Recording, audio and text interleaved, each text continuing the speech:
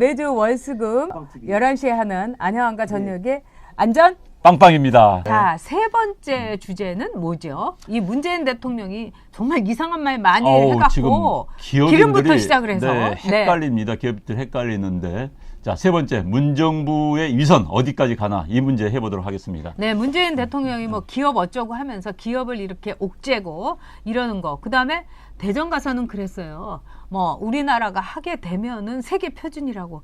이거는 옛날에 김일성이라든가 김정일이가 하던 말이에요. 우리가 최고라는 말. 지금 뭐 5G라든가 3D라고 하면서 이게 말이나 됩니까? 정말. 네, 자 아마데우스님께서 10,000원 후원해 주시면서 안전 빵빵, 이 찐빵 아니라고 우리 안전 빵빵 두 사람이 네 열심히 하고 있습니다. 그리고 아마데우스님 우리 오만 정보할 때 꼭 오셔갖고 클래식 해설도 좀 해주세요. 네, 감사합니다. 자, 세 번째 주제 이야기하도록 하겠습니다. 저는 이제 세 번째 주제를 제가 굳이 넣은 이유 중에 하나가요. 저는 경제에 굉장히 민감합니다.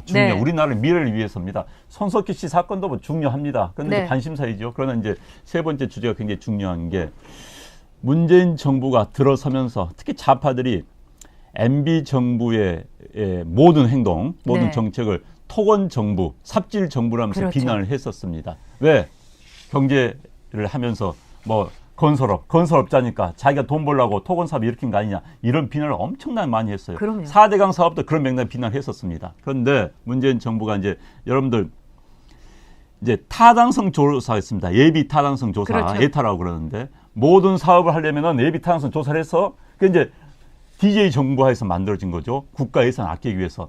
왜? 정부에서 정치인들 말 들으면 타당성이 없는, 경제성이 없는, 사업성이 없는 사업을 막 하게 되는 겁니다. 이걸 막기 위해서 모든 사업, 특히 500억 이상의 국가 사업에 대해서는 예비 타당성 조사를 해서 1이 넘으면은, 그러니까 이익과 비용이 계산해서 1이 넘으면 하도록 그렇게 만들어 놨습니다. 그런데 문재인 정부에서 어제 문재인 대통령이 각 지자체에서 한 건씩 정도는 예비 타당성 조사를 하지 않겠다.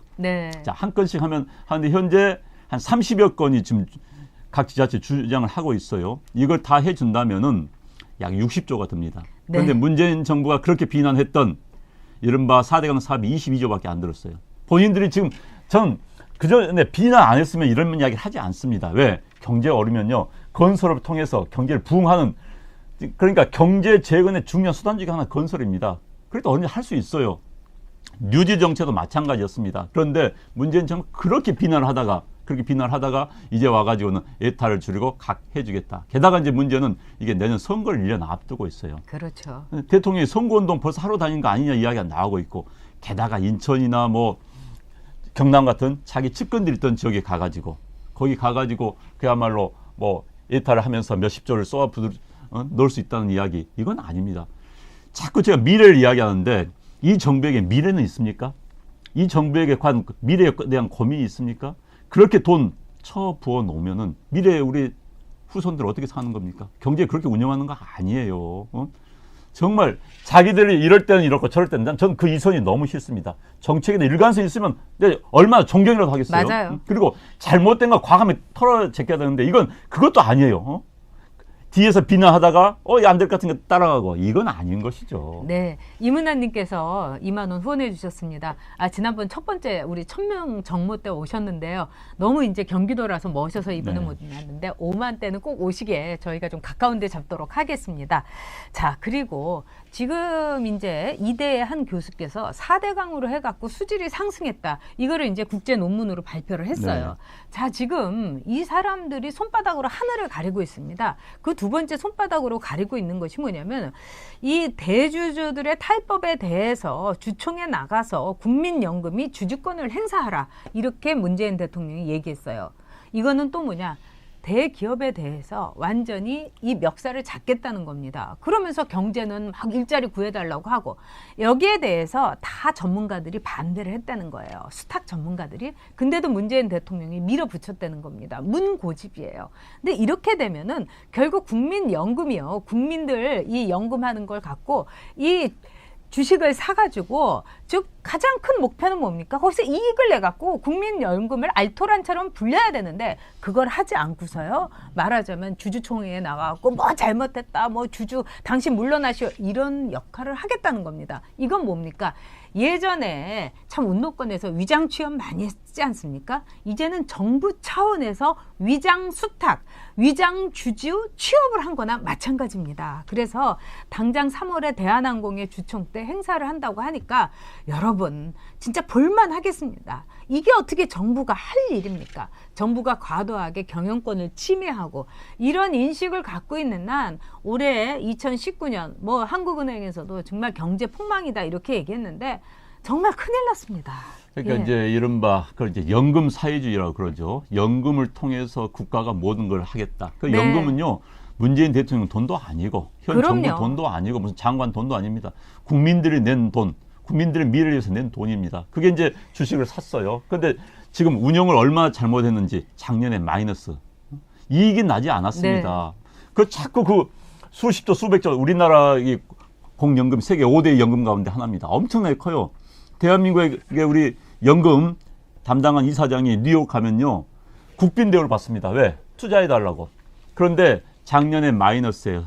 이익을 보지를 못했어요. 그런데 이 연금을 가지고 이제 말 안 듣는 기업인들을 컨트롤 하겠다는 거 네. 아닙니까? 이게 연금 사회주의죠. 왜 국민 돈 가지고 자들 마음대로 그럼요. 자기의 정치적 목적을 위해서. 이 사람들은 기본적으로 대기업에 대해서 거부감을 가지고 있는 사람들이에요. 재벌그룹에 대해서 거부감을 가지고 있는 사람들인데 이 사람들 그걸 가지고 자기들 정치적 목적을 달성하겠다? 이건 아니죠. 이제 이래서 연금 사회주의라는 이야기가 나오는 겁니다. 그래서 저는 이런 식으로 국가 운영은 자꾸 이야기하지만은 아까 좀 이따 제가 4대강 이야기도 하겠습니다. 네. 토목 비난하다가 토목 들어가는 거 네. 할 수 있어요. 그러니까 과거에 본인들이 민나 틀린 거, 그러니까 그런 것입니다. 게다가 지금 연금도 이런 식으로 해서는 안 되는 기업들 완전 납작 엎드리고 기업도 투자 안 합니다. 본인들이 아무리 문재인 대통령이 여기 가서 이 말 저기 가서 이 말 또 말 때에 따라 말 제가 이야기는 꼭 해야겠어요. 네네. 문재인 대통령이 연설문 써준 사람 제가 진짜 그분한테 이런 이야기 해줬습니다.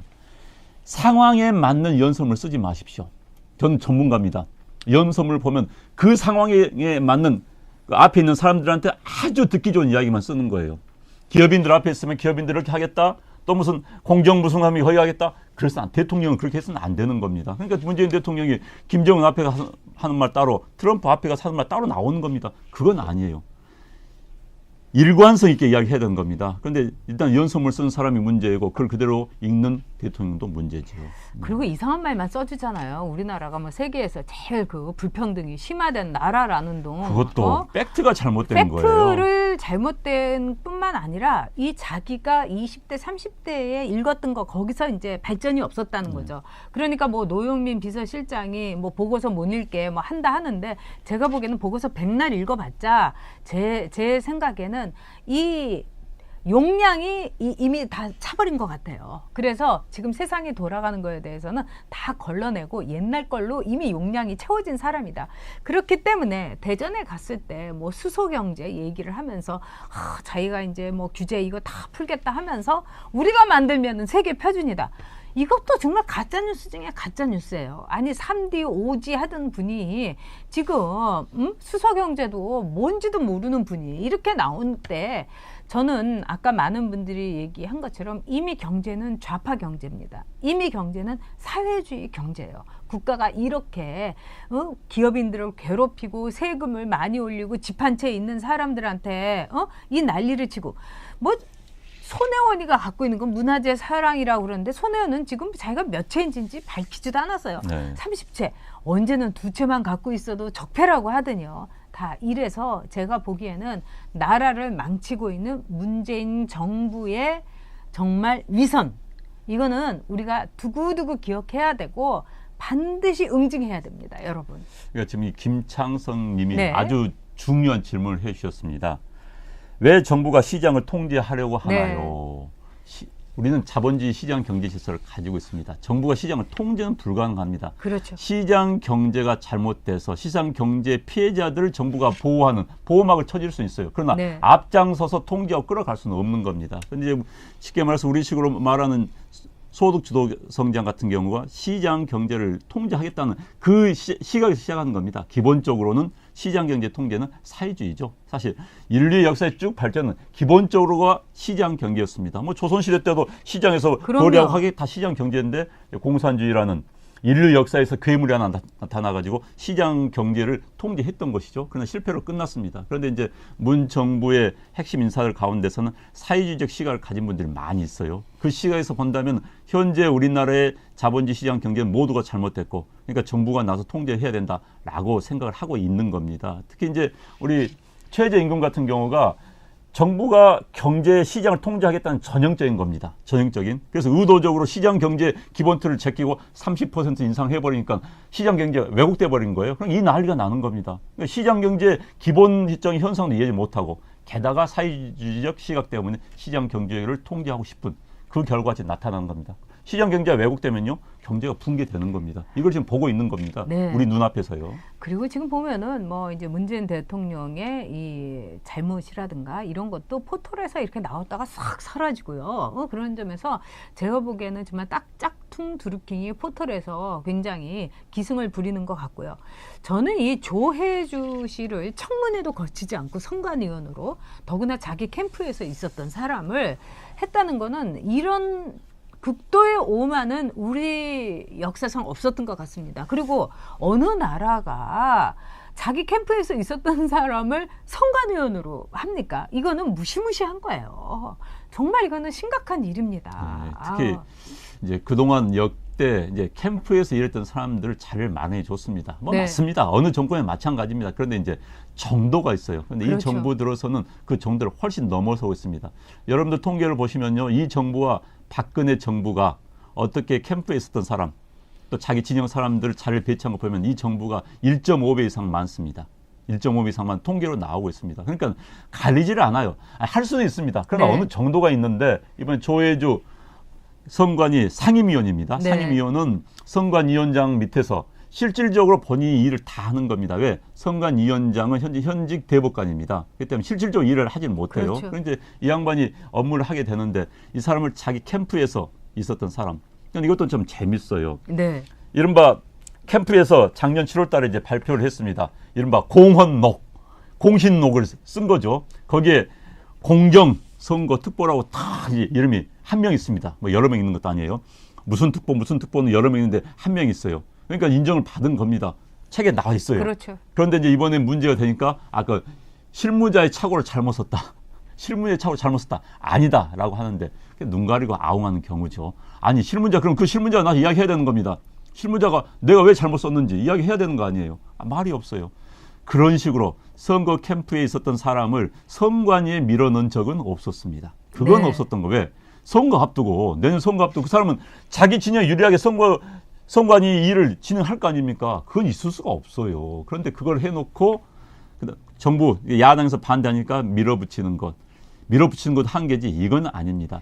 이 정부 들어와서 벌써 8번째 청문회에서 야당의 반대에 불구하고 밀어붙였습니다. 장관급 이사를. 이런 적은 없었습니다. 그러니까 자유한국당을 완전히 이 뭉개버리고 그러니까 있는 거예요. 무시하는 네, 거죠. 무시 정도가 아니라 네. 이거는 더구나 청문회를 열지도 않고서 네. 그냥 딱 웃는 얼굴로 네. 이 임명장을 주는 걸 보고 저는 이 문재인이라는 사람이 참 무서운 사람이고 동시에 문정부가 지금 눈에 보이는 게 없구나. 네. 이건 오만 불손의 극치인 겁니다. 그리고 또 중요한 것은 자기 캠프에 있었던 그 자문을 했던 그 특보를 선관위원으로 딱 임명을 한다. 이거는 여러분 어떻게 해석할 수 있겠습니까?